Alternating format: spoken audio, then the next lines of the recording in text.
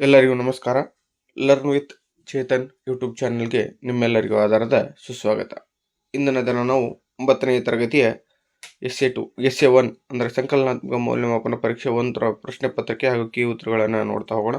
So ಹಿಂದಿನ ವಿಡಿಯೋದಲ್ಲಿ ನಾವು ಮಲ್ಟಿಪಲ್ ಚಾಯ್ಸ್ ಪ್ರಶ್ನೆಗಳು, 1 ಅಂಕದ ಪ್ರಶ್ನೆಗಳು ಹಾಗೂ 2 ಅಂಕದ ಪ್ರಶ್ನೆಗಳಿಗೆ ಸಮರ್ಪಕವಾದಂತಹ ಕೀ ಉತ್ತರಗಳನ್ನು ನೋಡ್ತಾ ಹೋಗಿದ್ವಿ. ಇಂದಿನ ದಿನ ನಾವು 3 ಮತ್ತು 4 ಅಂಕದ ಪ್ರಶ್ನೆಗಳಿಗೆ ಉತ್ತರಗಳನ್ನು ನೋಡ್ತಾ ಹೋಗೋಣ. ಸೊ ಪ್ರಶ್ನೆಗಳು ಮೇಲ್ಭಾಗದಲ್ಲಿರ್ತವೆ, ಅದರ ಕೆಳಭಾಗದಲ್ಲಿ ಕೀ ಉತ್ತರಗಳು ಕಂಡು ಬರ್ತವೆ. ಸೊ ಬನ್ನಿ 25ನೇ ಪ್ರಶ್ನೆ 3 ಅಂಕದ ಪ್ರಶ್ನೆಯನ್ನು ನೋಡ್ತಾ ಹೋಗೋಣ ಯಾವುದು ಅಂತ. ಸೊ ಯಹೂದಿ ಧರ್ಮದ ಕಟ್ಟಳೆಗಳನ್ನು ತಿಳಿಸಿ ಅಂತ ಕೇಳಿದ್ದಾನೆ. 25ನೇ ಪ್ರಶ್ನೆ ಯಹೂದಿ ಧರ್ಮದ ಕಟ್ಟಳೆಗಳನ್ನು ತಿಳಿಸಿ ಅಂತ ಇದೆ. ಸೊ ಬನ್ನಿ ಆನ್ಸರನ್ನು ನೋಡ್ತಾ ಹೋಗೋಣ. ಏನಪ್ಪ ಅಂದರೆ, ಯಾವೇ ಹೊರತಾಗಿ ಬೇರೆ ದೇವರಿಲ್ಲ, ಮೂರ್ತಿ ಪೂಜೆ ಸಲ್ಲದು, ದೇವರ ಹೆಸರಿಗೆ ಕಳಂಕ ತರಬಾರದು, ಸಬ್ಬತ್ ದಿನವನ್ನು ಪವಿತ್ರವೆಂದು ಕಾಣುವುದು, ತಂದೆ ತಾಯಿಯರನ್ನು ಗೌರವಿಸಬೇಕು, ವ್ಯಭಿಚಾರ ಮಾಡಬಾರದು, ಕಳ್ಳತನ ಕೊಳ್ಳೆ ಮಾಡಬಾರದು, ಸುಳ್ಳು ಹೇಳಬಾರದು, ಹಾಗೆ ಅಸೂಯೆ ಪಡಬಾರದು ಅನ್ನೋದು ಲಕ್ಷಣಗಳು ಆಗಿರ್ತವೆ. ಎದರದು? ಓಕೆ, ಇಲ್ಲಿ ನೋಡ್ರಿ, ಯಹೂದಿ ಧರ್ಮದ ಕಟ್ಟಳೆಗಳು ಆಗಿರ್ತವೆ. ಓಕೆ, ನಿಯಮಗಳು. ಇನ್ನು 26ನೇ ಪ್ರಶ್ನೆ, ಲಲಿತಾದಿತ್ಯ ಮುಕ್ತಾಪೀಡನು ಒಬ್ಬ ಶೂರನು, ಧೀರನು, ಮಹತ್ವಾಕಾಂಕ್ಷಿಯಾಗಿದ್ದನು. ಈ ವಾಕ್ಯವನ್ನು ಪುಷ್ಟೀಕರಿಸಿ. ನೋಡಿ, ಲಲಿತಾದಿತ್ಯ ಮುಕ್ತಾಪೀಡನು ಒಬ್ಬ ಶೂರ ಆಗಿರಬೇಕು, ಧೀರನಾಗಿದ್ದ, ಮಹತ್ವಾಕಾಂಕ್ಷಿಯಾಗಿದ್ದ ಅನ್ನುವ ಈ ವಾಕ್ಯವನ್ನು ಏನು ಮಾಡ್ಬೇಕಂತ ನಾವು ಪುಷ್ಟೀಕರಿಸ್ಬೇಕಂತೆ. ಓಕೆ, ಸೊ ಏನಿದೆ ನೋಡೋಣ. ಲಲಿತಾದಿತ್ಯನು ಶೂರನು, ಧೀರನು, ಮಹತ್ವಾಕಾಂಕ್ಷಿಯಾಗಿದ್ದನು. ಕನ್ಯಾಕುಬ್ಜದ ಯಶೋವರ್ಮನನ್ನು ಸೋಲಿಸಿದನು. ಕಾಬೂಲಿನ ಶಾಹಿ ವಂಶಸ್ಥರನ್ನು ಸೋಲಿಸಿದನು. ವಿಂಧ್ಯಾಚಲ, ರಾಷ್ಟ್ರಕೂಟರು ಮತ್ತು ಚೀನಾದ ಟಾಂಗ್ ರಾಜರ ಜೊತೆ ಸ್ನೇಹ ಬೆಳೆಸಿದ್ದನು. ಟಿಬೆಟನ್ನರನ್ನು ಸೋಲಿಸಿ ವಾಯುವ್ಯ ಭಾಗದ ರಾಜ್ಯಗಳನ್ನು ಸ್ವತಂತ್ರಗೊಳಿಸಿದನು. ಕರ್ಕೋಟ ಸಾಮ್ರಾಜ್ಯವನ್ನು ಬಂಗಾಳ ಮತ್ತು ಟರ್ಕಿಯವರಿಗೆ ವಿಸ್ತರಿಸಿದನು. ಇವೆಲ್ಲ ಕಾರಣಗಳಿಂದಾಗಿ ಲಲಿತಾದಿತ್ಯ ಮುಕ್ತಾಪೀಡನು ಧೀರನು, ಶೂರನು, ಮಹತ್ವಾಕಾಂಕ್ಷಿಯಾಗಿದ್ದನು ಎಂದು ಹೇಳಬಹುದು ಅಂತ ಬರೆದ್ರೆ ನಿಮಗೆ ಸಂಪೂರ್ಣವಾಗಿ 3 ಅಂಕಗಳು ದೊರೆತವೆ. ನೆಕ್ಸ್ಟ್, ಅಲಾವುದ್ದೀನ್ ಖಿಲ್ಜಿಯು ಆಡಳಿತದಲ್ಲಿ ಹಲವಾರು ಸುಧಾರಣೆಗಳನ್ನು ಕೈಗೊಂಡನು ಸಮರ್ಥಿಸಿ. ಅಥವಾ ಪ್ರಶ್ನೆ ಇದೆ 26ನೇ ಪ್ರಶ್ನೆಗೆ ಅಥವಾ ಪ್ರಶ್ನೆ ಇದೆ, ಅಲಾವುದ್ದೀನ್ ಖಿಲ್ಜಿಯು ಆಡಳಿತದಲ್ಲಿ ಹಲವಾರು ಸುಧಾರಣೆಗಳನ್ನು ಕೈಗೊಂಡನು ಸಮರ್ಥಿಸಿ ಅಂತ ಕೇಳಿದ್ದಾನೆ. ಸೊ ಬನ್ನಿ, ಅಲಾವುದ್ದೀನ್ ಖಿಲ್ಜಿಯ ಆಡಳಿತ ಸುಧಾರಣೆಗಳು ಯಾವಪ್ಪ ಅಂದರೆ, ಧಾರ್ಮಿಕ ದತ್ತಿ, ಇನಾಮ್ ಭೂಮಿ ಮತ್ತು ಸಹಾಯಧನವನ್ನು ರದ್ದುಗೊಳಿಸಿದನು. ದಕ್ಷ ಗೂಢಾಚಾರ ವ್ಯವಸ್ಥೆಯನ್ನು ಜಾರಿಗೆ ತಂದನು. ಮದ್ಯಪಾನ, ಪಗಡೆಯಾಟ, ಮಾದಕ ವಸ್ತುಗಳ ಮಾರಾಟವನ್ನು ನಿಷೇಧಿಸಿದನು. ಹಾಗೆಯೇ ಸರ್ದಾರ್ ಕೂಟ, ಅಂತರ್ಜಾತಿ ವಿವಾಹವನ್ನು ನಿಷೇಧಿಸಿದನು. ಅಧಿಕ ಪ್ರಮಾಣದ ತೆರಿಗೆಯನ್ನು ಸಂಗ್ರಹಿಸಿದನು. ಇವು ಅಲಾವುದ್ದೀನ್ ಖಿಲ್ಜಿ ಆಡಳಿತದ ಸುಧಾರಣೆಗಳು ಆಗಿರ್ತವೆ. ಇನ್ನು ನೆಕ್ಸ್ಟ್ ಪ್ರಶ್ನೆ ನೋಡ್ರಿ, 28ನೇ ಪ್ರಶ್ನೆ, ಭಾರತದ ಸಂವಿಧಾನದ ಪ್ರಮುಖ ಲಕ್ಷಣಗಳನ್ನು ಪಟ್ಟಿ ಮಾಡಿರಿ. ಭಾರತದ ಸಂವಿಧಾನದ ಪ್ರಮುಖ ಲಕ್ಷಣಗಳು ಏನಪ್ಪ ಅಂದರೆ,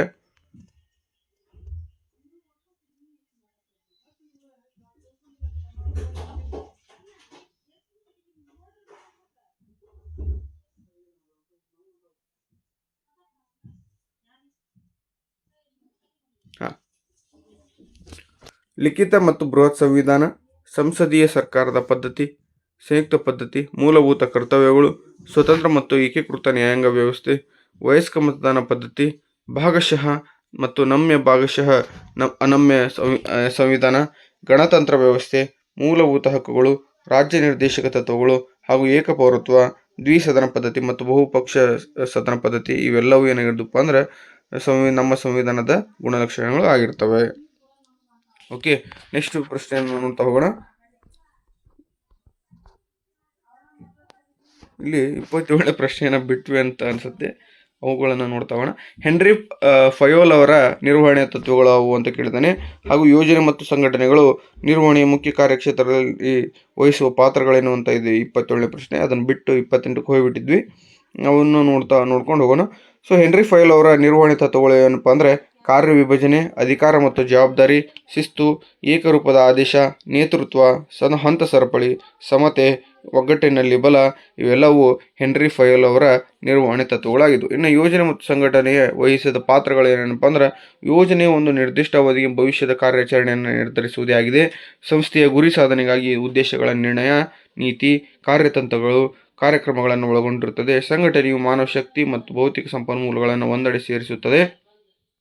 ಯಂತ್ರೋಪಕರಣಗಳನ್ನು ಮಾನವ ಸಂಪನ್ಮೂಲದ ಜೊತೆಗೆ ಸೇರಿಸಿ ಸಂಸ್ಥೆಯ ಉದ್ದೇಶಗಳನ್ನು ಈಡೇರಿಸುತ್ತದೆ ಅನ್ನೋದು ಸರಿಯಾದ ಉತ್ತರ ಆಗಿರ್ತದೆ. ಇನ್ನು ನೆಕ್ಸ್ಟ್ 29ನೇ ಪ್ರಶ್ನೆಯನ್ನು ನೋಡ್ತಾ ಹೋಗೋಣ. ಸೊ 29ನೇ ಪ್ರಶ್ನೆ, ಕೈಗಾರಿಕಾ ವಲಯವು ಅರ್ಥವ್ಯವಸ್ಥೆಯನ್ನು ಬಲಪಡಿಸುತ್ತದೆ ಹೇಗೆ ಅಂತ ಇದೆ. ಹಾಗೆ ಅಥವಾ ಪ್ರಶ್ನೆ ಇದೆ 29ಕ್ಕೆ, ಕೃಷಿ ಒಂದು ಮುಖ್ಯ ಉದ್ಯೋಗವಾಗದಿದ್ದರೂ ಸಹ ಕೃಷಿಕರ ಸ್ಥಿತಿಗತಿಯನ್ನು ತೃಪ್ತಿಕರವಾಗಿಲ್ಲ ಏಕೆ ಅಂತ ಕೇಳಿದ್ದಾನೆ.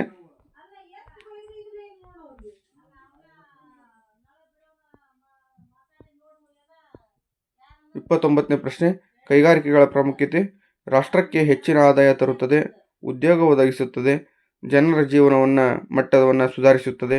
ಹಾಗಾದರೆ ಕೃಷಿಕರ ಅಷ್ಟೇ ಅಲ್ಲದೆ ಕೃಷಿಯ ಆಧುನೀಕರಣ, ಕೃಷಿಯ ಒತ್ತಡ ಕಡಿಮೆ, ವಿದೇಶಿ ವಿನಿಮಯ ಗಳಿಕೆ, ತೃತೀಯ ವೃತ್ತಿಗಳ ಅಭಿವೃದ್ಧಿ. ಹಾಗೆ ಕೃಷಿಕರ ಸಮಸ್ಯೆಗೆ ಕಾರಣಗಳೇನೇನಪ್ಪ ಅಂದ್ರೆ ಬಹುತೇಕ ರೈತರು ಸಣ್ಣ ಮತ್ತು ಅತಿ ಸಣ್ಣ ರೈತರಿದ್ದಾರೆ, ಸಾಗುವಳಿ ಭೂಮಿ ಮಳೆಯಾಶ್ರಿತವಾಗಿದೆ, ಉತ್ಪಾದಕತೆ ಕಡಿಮೆ ಇದೆ, ಆಧುನಿಕ ತಂತ್ರದ ಅಳವಡಿಕೆಯಲ್ಲಿ ಹಿಂದುಳಿಯುವಿಕೆ ಇದೆ, ಮಧ್ಯವರ್ತಿಗಳ ಹಾವಳಿ ಇದೆ, ಹಾಗೆ ಬೆಳೆಗಳಿಗೆ ಸರಿಯಾದ ಬೆಲೆ ಸಿಗುತ್ತಿಲ್ಲ. ಈ ಎಲ್ಲ ಅಂಶಗಳು ಕೃಷಿಕರ ಸಮಸ್ಯೆಗೆ ಕಾರಣಗಳು ಆಗಿರ್ತವೆ. ಇನ್ನು ನೆಕ್ಸ್ಟ್ ಏನಪ್ಪಾ ಅಂದರೆ ಈ 30ನೇ ಪ್ರಶ್ನೆಯನ್ನು ನೋಡ್ತಾ ಹೋಗೋಣ. ಸೊ ಕರ್ನಾಟಕದ ಪ್ರಾಕೃತಿಕ ವಿಭಾಗಗಳನ್ನು ಹೆಸರಿಸಿ ಅವುಗಳಲ್ಲಿ ಯಾವುದಾದ್ರೂ ಒಂದನ್ನು ವಿವರಿಸಿ ಅಂತ ಕೇಳಿದ್ದಾನೆ. ಹಾಗೆ ಅಥವಾ ಪ್ರಶ್ನೆ, ಕರ್ನಾಟಕದ 4 ಋತುಮಾನಗಳನ್ನು ಹೆಸರಿಸಿ ಅವುಗಳಲ್ಲಿ ಯಾವುದಾದ್ರೂ ಒಂದನ್ನು ವಿವರಿಸಿ ಅಂತ ಕೇಳಿದ್ದಾನೆ. ಓಕೆ, ಸೊ 30ನೇ ಪ್ರಶ್ನೆ ನೋಡ್ತಾ ಹೋಗೋಣ. ಸೊ ಏನಪ್ಪ ಅಂದರೆ ಕರಾವಳಿ ಮೈದಾನ, ಸೊ ಮಲೆನಾಡು ಮೈದಾನ ಪ್ರದೇಶ, ಇವು 3 ಭಾಗಗಳು ಕಂಡು ಬರ್ತವೆ. ಕರಾವಳಿ ಮೈದಾನವನ್ನು ನಾವು ಎಕ್ಸ್ಪ್ಲೇನ್ ಮಾಡಬೇಕಾಗ್ತದೆ. ಇದು ಅರಬ್ಬಿ ಸಮುದ್ರ ಮತ್ತು ಪಶ್ಚಿಮ ಘಟ್ಟಗಳ ನಡುವೆ ಹರಡಿದೆ. ಈ ಕರಾವಳಿ ತೀರವನ್ನು ಕರ್ನಾಟಕ ಕರಾವಳಿ ಎನ್ನುವರು. ಈ ಕರಾವಳಿಯ ಉದ್ದಕ್ಕೂ ನವಮಂಗಳೂರು, ಮಲ್ಪೆ, ಕಾರವಾರ, ಕುಮಟಾ, ಹೊನ್ನಾವರ ಮುಂತಾದ ಬಂದರುಗಳಿವೆ. ಮೀನುಗಾರಿಕೆ ಮತ್ತು ಕೃಷಿ ಮುಖ್ಯ ವೃತ್ತಿಯಾಗಿವೆ. ದಕ್ಷಿಣ ಕನ್ನಡ, ಉಡುಪಿ ಮತ್ತು ಉತ್ತರ ಕನ್ನಡ ಕರಾವಳಿ ಜಿಲ್ಲೆಗಳಾಗಿವೆ. ಇನ್ನು 4 ರೀತಿಯಂತಹ ಕಾಲಗಳು ಕಂಡು ಬರ್ತವೆ. ಸೊ ಬೇಸಿಗೆ ಕಾಲ, ನೈಋತ್ಯ ಮಾನ್ಸೂನ್ ಮಾರುತಗಳ ಕಾಲ, ಮಾನ್ಸೂನ್ ಮಾರುತಗಳ ನಿರ್ಗಮನ ಕಾಲ ಹಾಗೂ ಚಳಿಗಾಲ ಅಂತ ಇದೆ. ಸೊ ಬೇಸಿಗೆಗಾಲವನ್ನು ನಾವು ವಿವರಣೆಯನ್ನು ಮಾಡ್ತಾ ಹೋಗೋಣ.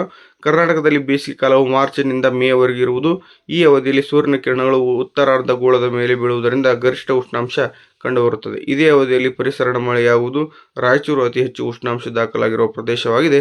ವಾರ್ಷಿಕ 7% ಮಳೆಯಾಗುತ್ತದೆ ಅಂತ ಬರೆದ್ರೆ ನಿಮಗೆ ಸಂಪೂರ್ಣವಾಗಿ 3 ಅಂಕಗಳು ದೊರೀತವ. ಇನ್ನು ಮುಂದಿನ ಪ್ರಶ್ನೆಯನ್ನು ನೋಡ್ತಾ ಹೋಗೋಣ. 31ನೇ ಪ್ರಶ್ನೆ, ಕಪ್ಪು ಮಣ್ಣು ಮತ್ತು ಕೆಂಪು ಮಣ್ಣುಗಳಿಗಿರುವ ವ್ಯತ್ಯಾಸಗಳೇನು ಅಂತ ಕೇಳಿದ್ದಾನೆ. ಕಪ್ಪು ಮಣ್ಣು ಮತ್ತು ಕೆಂಪು ಮಣ್ಣು, ಇದು ವ್ಯತ್ಯಾಸ ಕೇಳೋದು ಇಂಪಾರ್ಟೆಂಟ್ ಆಗಿರ್ತದೆ. ಕಪ್ಪು ಮಣ್ಣು ಮತ್ತು ಕೆಂಪು ಮಣ್ಣಿಂದು ಸೊ ಇಂಪಾರ್ಟೆಂಟ್, ಸ್ವಲ್ಪ ಓದ್ಕೊಳ್ಳಿ ಅಂತ ಹೇಳ್ತಾ. ಕಪ್ಪು ಮಣ್ಣು ಬಸಾಲ್ಟ್ ಶಿಲೆಯ ಶೀತಲೀಕರಣದಿಂದ ಉತ್ಪತ್ತಿಯಾಗಿದ್ದರೆ ಕೆಂಪು ಮಣ್ಣು ಬಸಾಲ್ಟ್, ನೀಸ್, ಶಿಲಾದ್ರವ್ಯಗಳಿಂದ ಉತ್ಪತ್ತಿಯಾಗ್ತದೆ. ನೆಕ್ಸ್ಟ್ ಕಪ್ಪು ಮಣ್ಣು ಎರೆಮಣ್ಣು ಅಥವಾ ಕಪ್ಪು ಹತ್ತಿ ಮಣ್ಣು ಎನ್ನುವರು. ಕೆಂಪು ಮಣ್ಣಿಗೆ ಹೆಚ್ಚು ಸುಣ್ಣ ಮತ್ತು ಉಪ್ಪಿನಾಂಶವಿದೆ.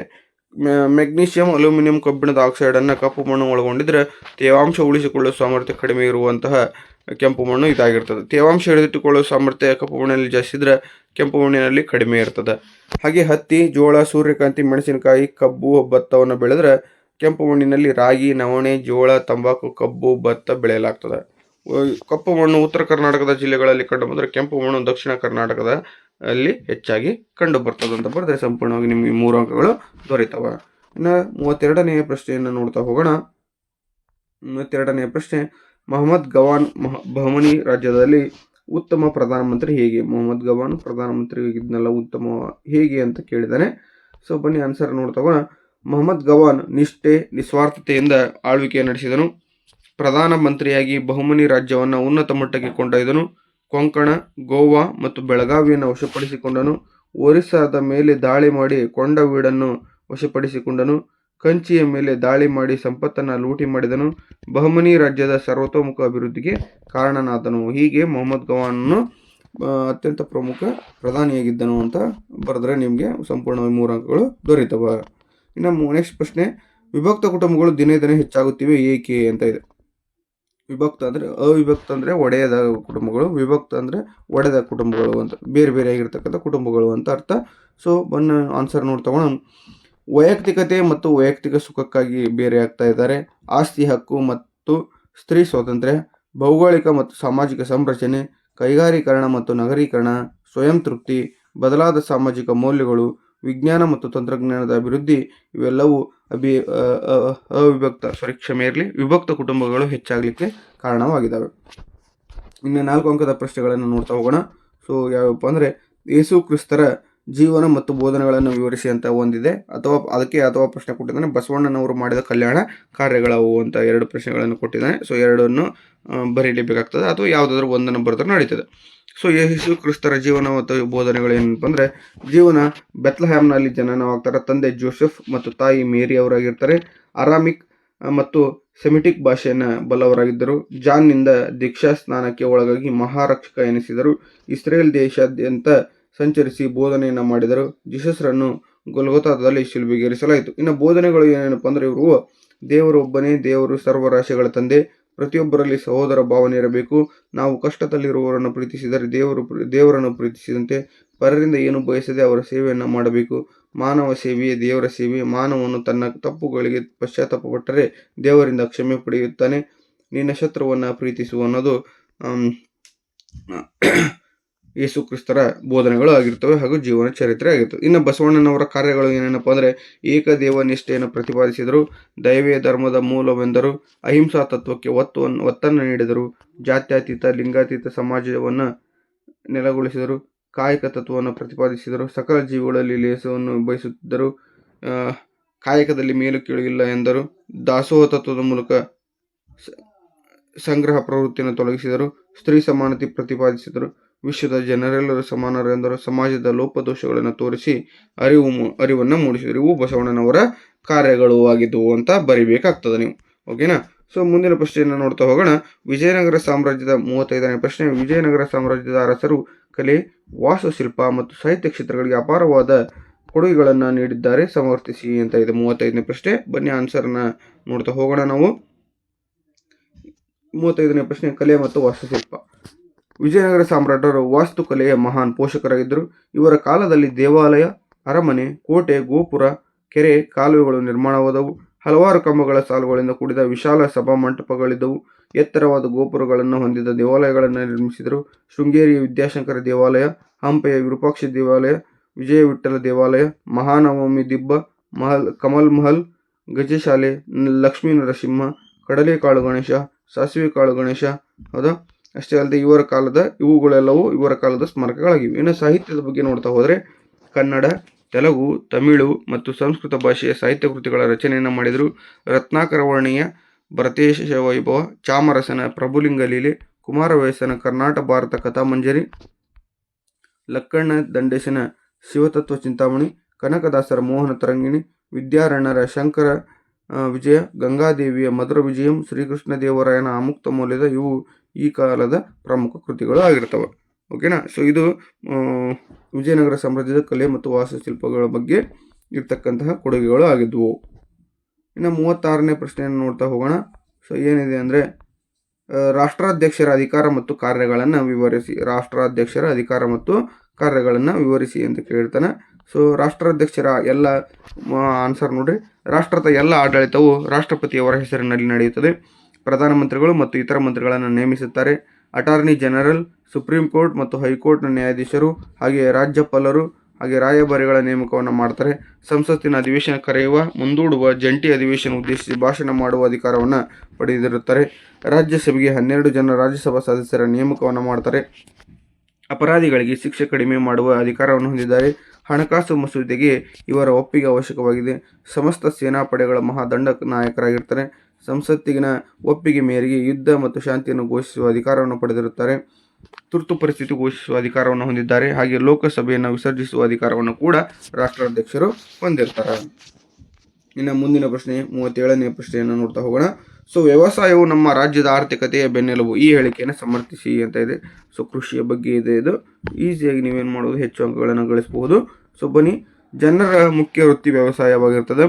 ರಾಜ್ಯದ ಆರ್ಥಿಕತೆಯ ಬೆನ್ನೆಲುಬು ಆಗಿರ್ತದೆ. ಉದ್ಯೋಗವನ್ನು ಒದಗಿಸುತ್ತದೆ, ಜನರಿಗೆ ಆಹಾರವನ್ನು ಒದಗಿಸುತ್ತದೆ, ಪ್ರಾಣಿಗಳಿಗೆ ಮೇವನ್ನು ಒದಗಿಸುತ್ತದೆ, ಕೈಗಾರಿಕೆಗಳಿಗೆ ಕಚ್ಚಾ ವಸ್ತುವನ್ನು ಒದಗಿಸುತ್ತದೆ, ರಾಜ್ಯದ ಆದಾಯದ ಮೂಲವಾಗಿರ್ತದೆ, ವಿದೇಶಿ ವಿನಿಮಯ ಗಳಿಕೆ ಆಗ್ತದೆ, ತೃತೀಯ ವೃತ್ತಿಗಳಿಗೆ ಪೂರಕವಾಗಿದೆ. ಈ ಎಲ್ಲ ಅಂಶಗಳು ಬರೆಯೋದ್ರಿಂದ ವ್ಯವಸಾಯವು ಒಂದು ಮೂಲಭೂತ ಹಕ್ಕು.